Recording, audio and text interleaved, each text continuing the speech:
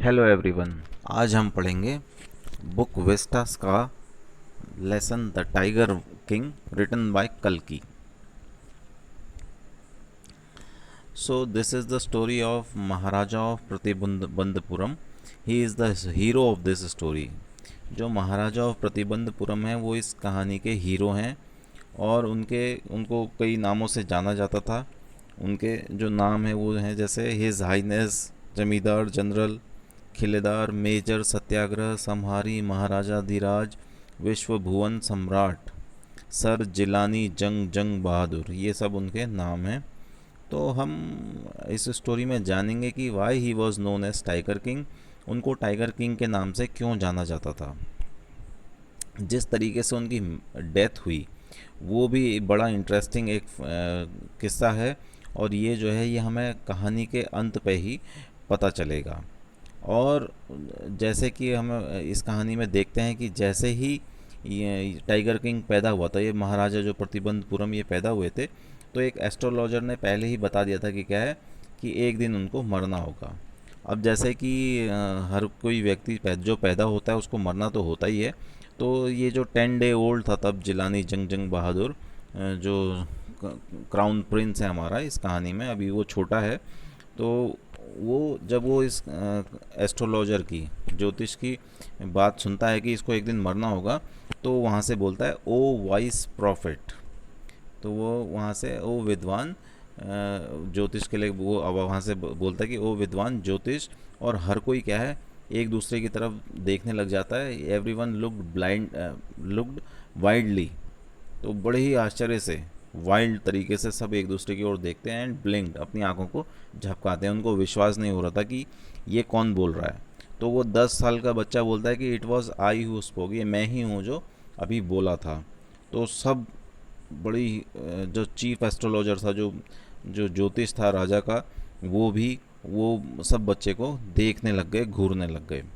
तो वो बच्चा बोलता है कि जो भी पैदा होता है उसको one day he has to die, सभी को एक दिन मरना होता है। वो कहता है कि there would be some sense, ये कोई इस बात में कुछ समझदारी होगी अगर तुम ये बताओ कि मेरी डेथ का मैनर क्या होगा, मेरी डेथ का तरीका क्या होगा। अगर तुम ये बताओ तो इस बात में तो क्या है, कुछ वो है, कुछ सेंस बनता है, कुछ समझ वाली बात ये बनती है, नहीं तो हर किसी को एक दिन मरना है। तो यहाँ पर जो चीफ एस्ट्रोलॉजर है, जो मुख्य ज्योतिष है, राजा का जो प्रधान ज्योतिष है, वो बताता है कि क्या है कि जो राजकुमार है वो बुल में, वृष राशि में उनका जन्म हुआ है। और bull and tigers are enemies, bull और जो टाइगर हैं वो एक दूसरे के एनिमीज़ होते हैं।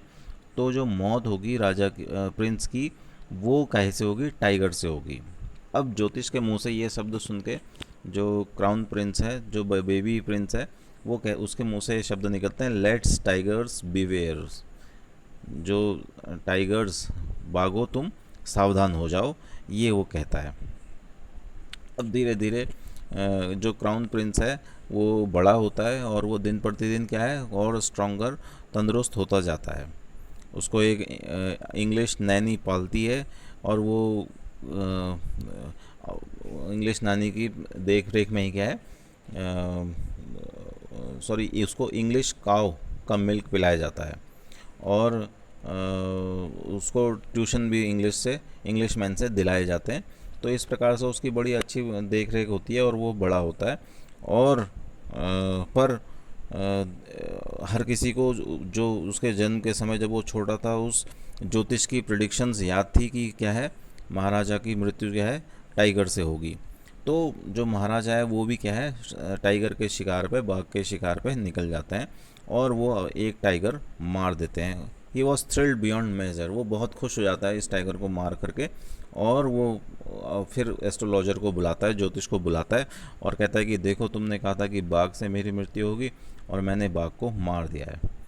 अब यहाँ पर जो स्टेट एस्ट्रोलॉजर है वो उनसे कहता है कि आप 99 बाघ मार सकते हो, पर आपको 100th जो बाघ है उससे बहुत सावधान रहना है। तो महाराजा कहता है कि अगर मैं उसको मार दूंगा तब क्या होगा।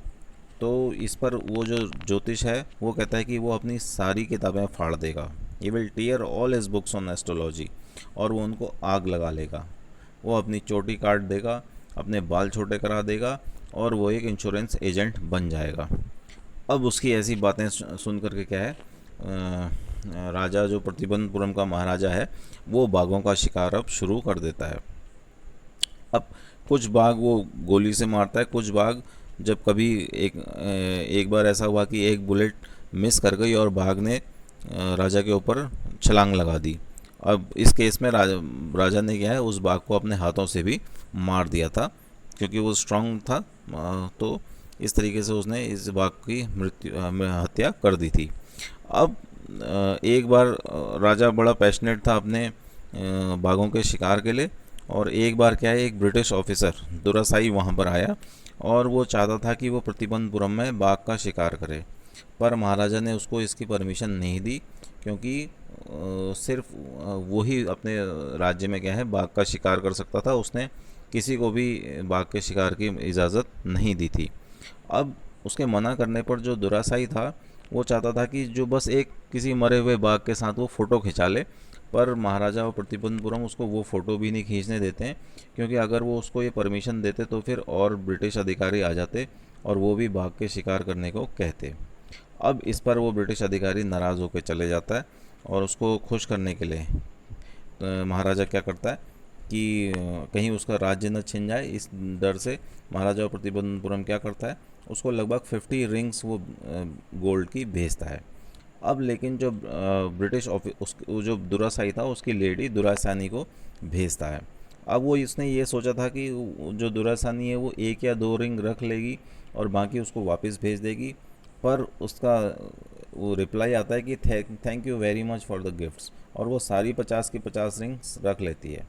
अब उसका बिल भी 3 लाख आया था, 3 लाख वॉज द बिल, पर महाराजा इसमें क्या था खुश था क्योंकि उसने 3 लाख रुपए के बदले में क्या है अपना राज्य बचा लिया था। ऐसे ही 10 साल तक चलता रहा और महाराजा ने लगभग 70 बाघ अपने राज्य में मार लिए थे, और इन 70 बाघों के साथ ही क्या है प्रतिबंधपुरम की जो टाइगर पॉपुलेशन थी वो ख़त्म हो गई थी। उसके राज्य में एक भी बाघ शेष नहीं बचा था। अब राजा ने क्या है अपने दीवान से कहा कि वो उसकी शादी का इंतज़ाम करे और वो ऐसी प्रिंसेस उसके लिए ढूंढे जिसके राज्य में क्या है बाघों की संख्या सबसे ज़्यादा हो। तो ऐसी एक प्रिंसेस उसके लिए ढूंढी गई और उसकी शादी हो गई। अब जब भी वो अपने फादर इन लॉ के वहाँ जाता था, अपने ससुर के घर जाता था, तो वो 5 या 6 बाघ मार के ही आता था। इस तरीके से धीरे धीरे महाराजा प्रतिबंधपुरम ने 99 टाइगर्स मार दिए थे, पर एक टाइगर अभी भी उस टैली में रह गया था, अभी भी वो 100 टाइगर नहीं मार पाया था। अब बड़ा मुश्किल हो रहा था उसको 100 टाइगर ढूंढना, और बड़ी खोजबीन के बाद भी उसको 100 टाइगर नहीं मिल रहा था। अब फिर कुछ समय बाद उसको एक खुशखबरी मिलती है कि उसी के राज्य में एक गांव में क्या है कि कुछ भेड़ें जो हैं वो बड़ी जल्दी गायब हो जा रही हैं और गांव वालों को शक है कि वहाँ बाघ आता है। तो जब वो ऐसा सुनता है तो उसकी खुशी का ठिकाना नहीं रहता है और वहाँ पर वो बाघ के शिकार के लिए चला जाता है। कई दिन बीत जाते हैं पर फिर भी क्या है राजा को वहाँ बाघ नहीं दिखता है। तो इस झूठी खबर को सुन करके राजा को गुस्सा आ जाता है और वो दीवान से कहता है कि क्या है इनका जो लैंड टैक्स है, जो ज़मीन का जो टैक्स है वो दुगना कर दिया जाए। अब दीवान भी अपनी जॉब को खोने के डर में था और वो उसको ये भी डर था कि लोग गुस्सा हो जाएंगे ऐसे वो टैक्स बढ़ा रहा है। तो उसको वो जो दीवान था उसके वहाँ उसके घर में एक बाघ छुपा के रखा हुआ था। वो बाघ पीपल पार्क मेड्रॉस से लाया गया था। वो एक बूढ़ा बाघ था, वो बहुत ही वृद्ध बाघ था जिसके अंदर बिल्कुल भी जान नहीं थी। तो रात को क्या है दीवान और उसकी वाइफ ने उस कार को खींच के अपनी कार के अंदर उस बाघ को अपनी कार के अंदर रखा और उसको वो वहाँ जहाँ पर राजा शिकार करने जा रहा था उस जंगल में छोड़ दिया। बड़ी मुश्किल से वो उस बाघ को क्या है अपनी कार से नीचे उतार पाए और उन्होंने धक्का देके उसको नीचे उतार दिया और उसी जंगल में जहाँ पर महाराजा उन दिनों शिकार के लिए आ रहा था वहाँ पर उन्होंने छोड़ दिया। अगले दिन महाराज उसको उस बाघ को वहाँ पर घूमते हुए देखते हैं, वो एक उस पर एम लेते हैं, निशाना लगाते हैं और वो एक गोली वहाँ पर चलाते हैं और टाइगर क्या है एक कुचले हुए कूड़े की ढेर की तरह वहाँ पर गिर जाता है। अब जब राजा चले जाते हैं तो वहाँ पर और शिकारी भी थे, वो टाइगर को ध्यान से देखते हैं तो जब वो टाइगर के पास जाते हैं तो टाइगर की आंखें रोल करने लग जाती हैं। टाइगर जिंदा था, टाइगर को गोली नहीं लगी थी, बस वो क्या है उस बुलेट की जो बंदूक की आवाज़ के डर से उसको क्या है वो बेहोश हो गया था। अब जो हंटर्स थे उन्होंने ये डिसाइड किया कि क्या है कहीं महाराज को ये पता ना चल जाए कि उनकी गोली जो है वो टाइगर को नहीं लगी है, और ये जब वो जान जाएंगे तो क्या है उनको गुस्सा आएगा और वो लोग अपनी जॉब खो सकते हैं।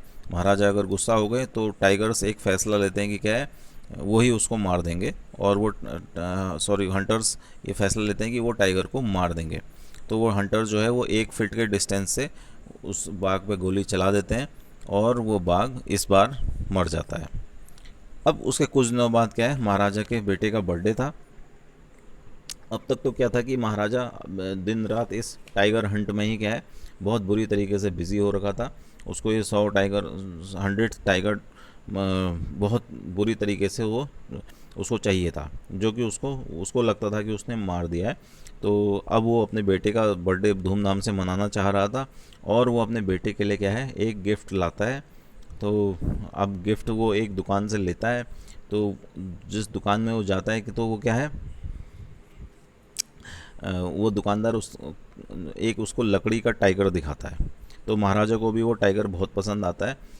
और ये जो टाइगर था वो वैसे तो बहुत सस्ता था, 2 आने का था, पर 2 आनाज एंड अ क्वार्टर, 2 आना और 2 1/4 आने इसका ये था।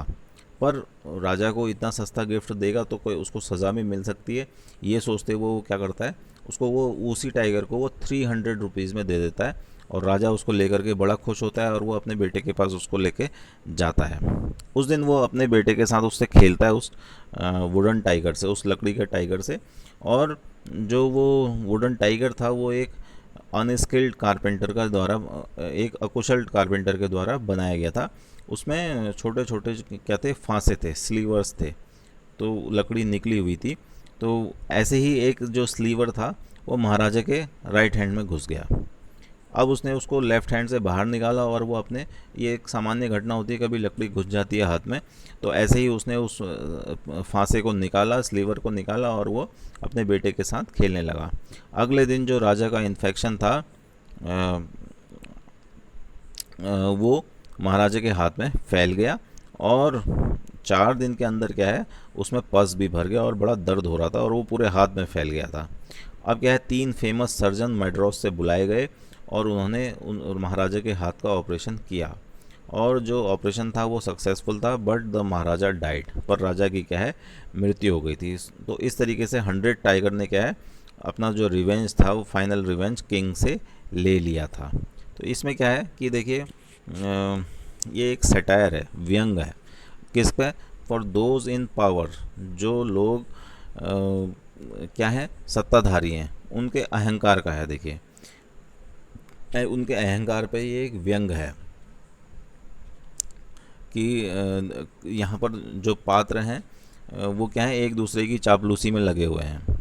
हम देखते हैं कि कैसे हंटर्स ने राजा को नहीं बताया अपनी नौकरी खोने के डर से, ऐसे ही एक दुकानदार ने उसको सस्ता बाग महंगे में बेच दिया क्योंकि वो रॉयल पर्पस के लिए जा रहा था। तो इस तरीके से जो सत्ताधारी हैं उनको उन पर एक व्यंग और उनकी चापलूसी पर एक व्यंग यहाँ पर दिखाया गया है इस चैप्टर के द्वारा। So this was the lesson the tiger king bye कल्कि।